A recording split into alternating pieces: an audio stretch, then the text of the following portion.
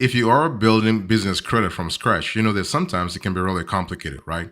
You don't know where to start. Like, how do you actually set up an account with Dun and Bradstreet, with Equifax Business Credit Score, with Experian Business Credit Score, and how do you monitor your business credit as you actually add net 30 accounts, business loans, business lines of credit, or other types of business credit? It's important to understand here is that basically, if you have already a good personal credit score, that's a good start. Because what's going to happen here is that in the first 3 to 6 months, lenders will still be looking at your personal credit score when making business funding decisions. But if you have bad credit, bad personal credit, or fair personal credit, that just means that you have to accelerate the process for actually setting yourself up for a business credit. Okay, it's important.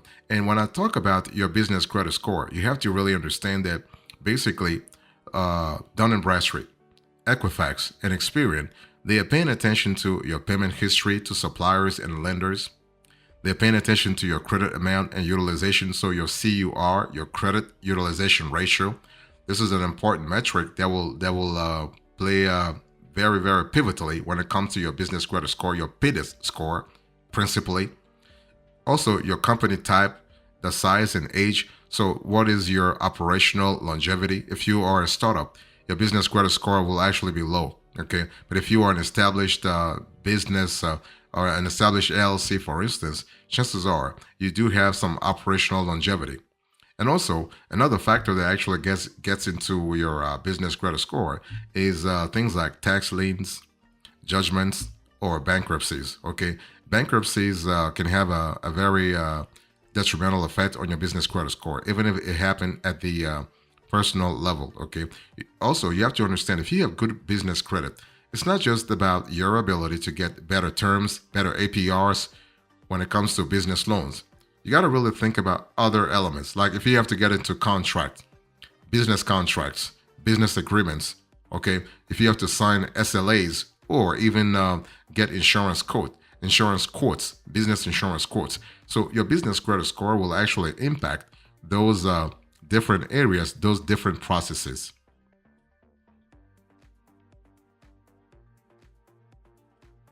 So now that you understand the importance of having business credit and how it can impact your business in different manners, let me give you the steps to really take this year if you want to build business credit from scratch. First thing first, no matter what you do, no matter the type of company you have to register your small business.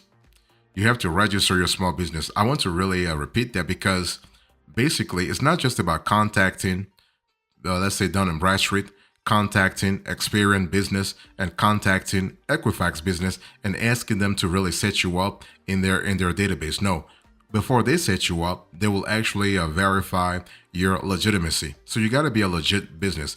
What I mean by legit business is that your company's name has to be present in state records. So when people contact your state Department of Company Formation, for instance, your LLC is registered. Your C corporation is registered. Your S corporation is registered. Your LP is registered. Whatever your business is, whatever type of business you have to really register it.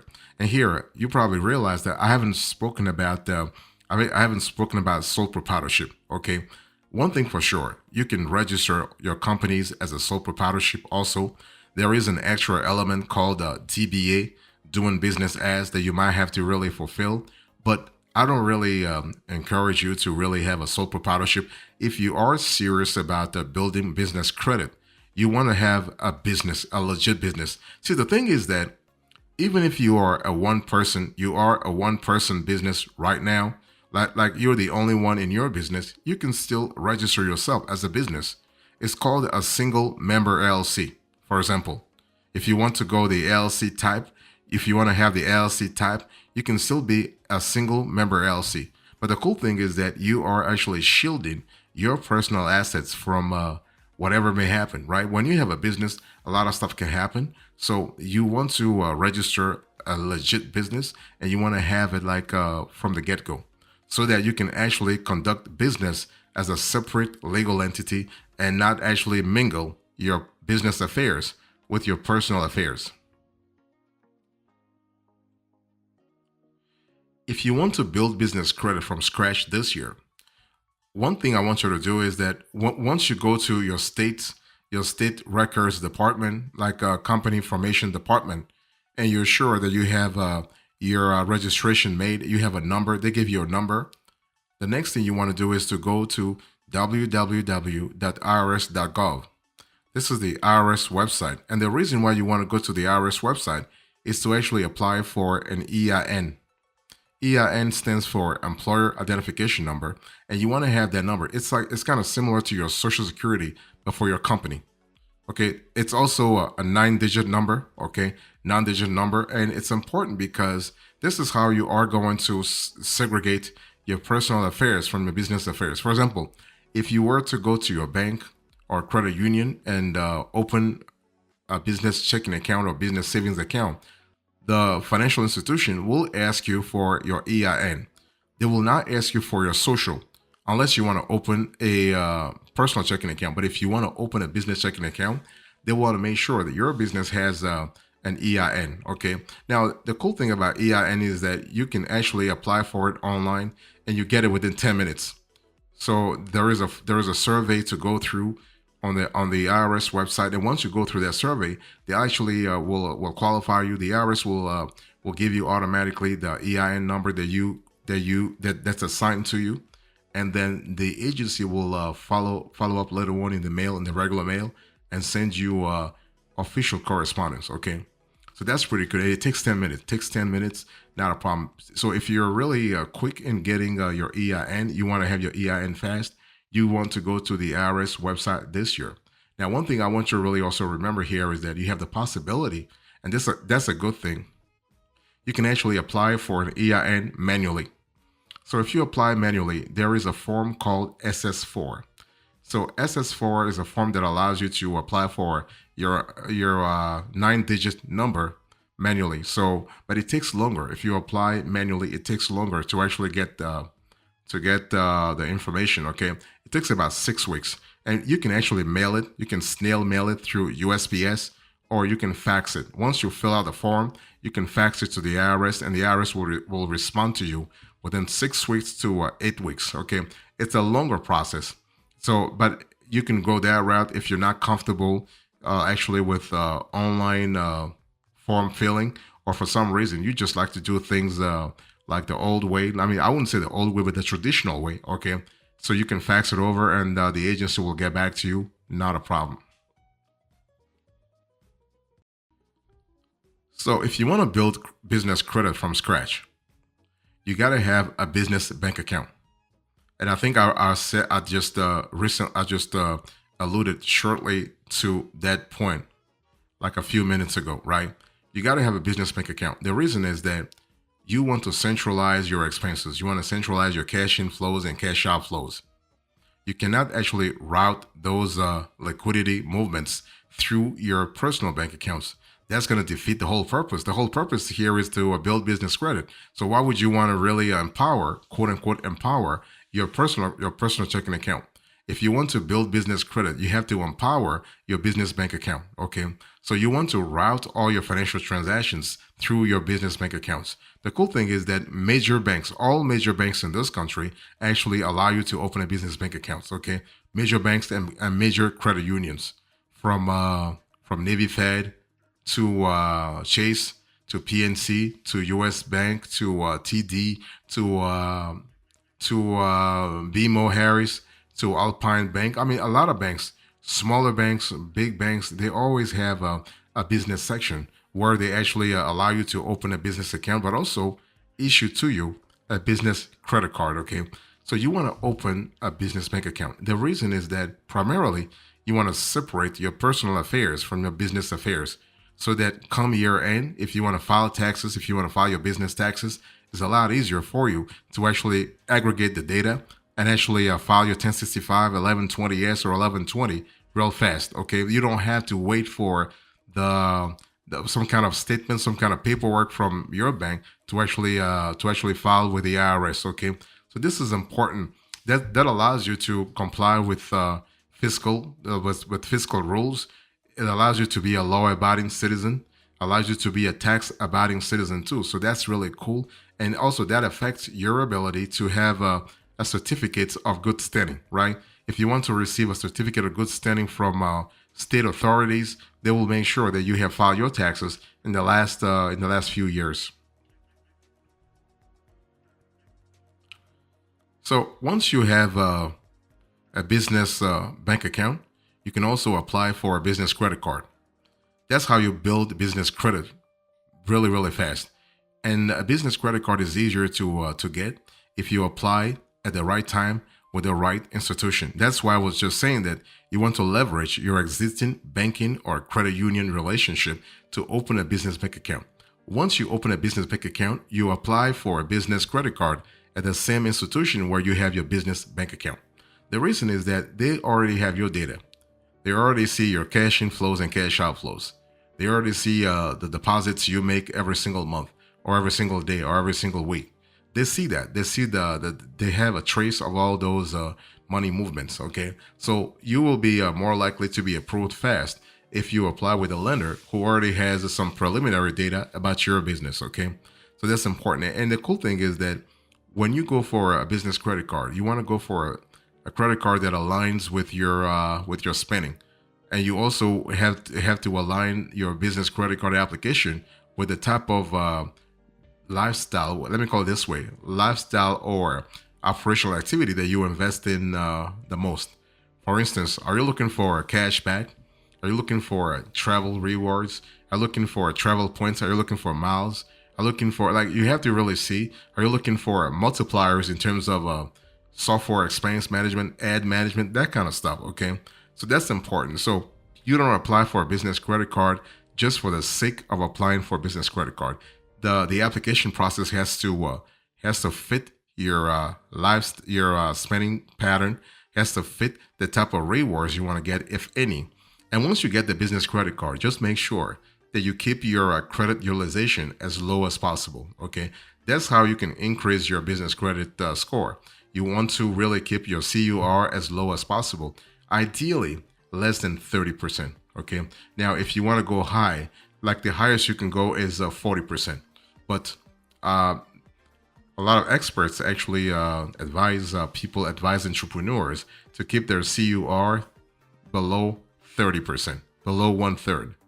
So that also means that you also want to pay off your balance every single month.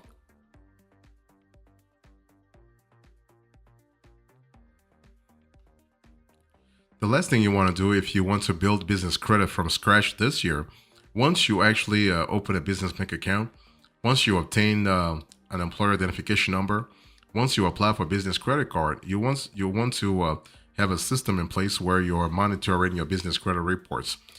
One thing I've seen here is that basically the three business credit agencies have made it very easy for entrepreneurs and small business owners like you and me, basically to monitor their business credit scores. Okay, for instance, if you were to think about Dun and Bradstreet (D&B), they give you. I mean, of course, it's a paid service, so every month you have to pay something like $30, $50, $60, but it's not really it's not a deal breaker.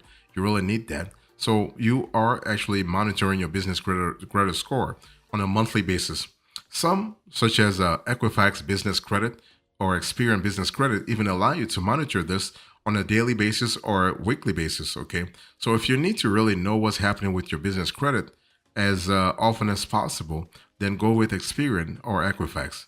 But when it comes to business credit in general, the biggie in this industry is Dun and Bradstreet, is the PIDIS score, is D&B. Okay, so just pay attention to that, especially when it comes to flexibility and scalability.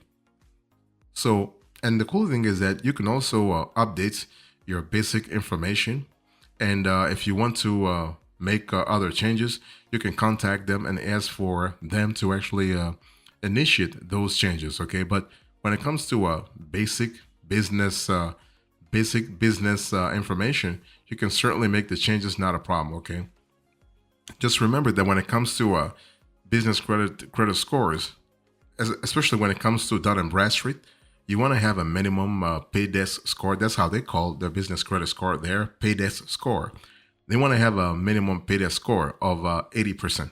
So if you, not 80%, 80. So if you have a business, let's say a pay desk score of 80, you are good to go. If you have 85, 90, or 92, whatever, that's really good. But if you have anything lower than 80, then you are in trouble. At least your business is in trouble, big time.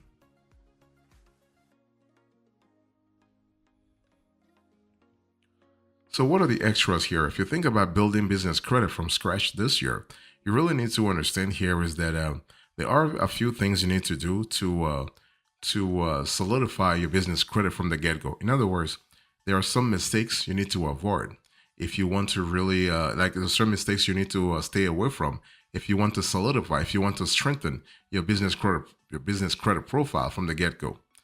First thing you want to choose the right business structure, because choosing the wrong business structure can be can be detrimental for your company.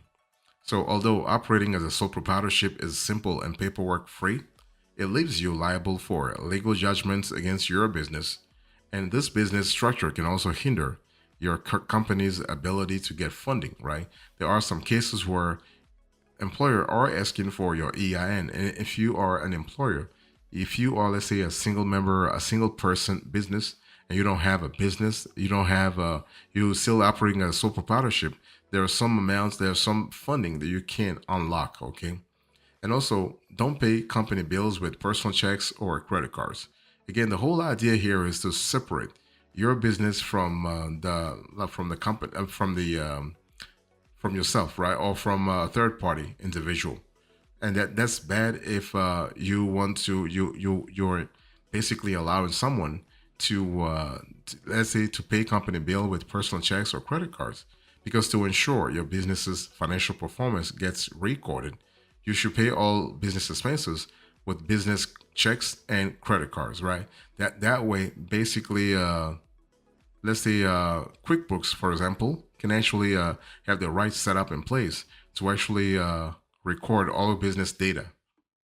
And you want to use a trade credit from companies that don't report to the major business credit bureaus. That's another thing you want to avoid, right? Don't actually choose net 30 accounts that do not report to your business to the business credit bureaus. If you're using the net 30 accounts, make sure they are reporting your data, they are reporting your transactional amounts, they are reporting your transactional behavior to the credit bureaus. That's how you increase your business credit score in the first place.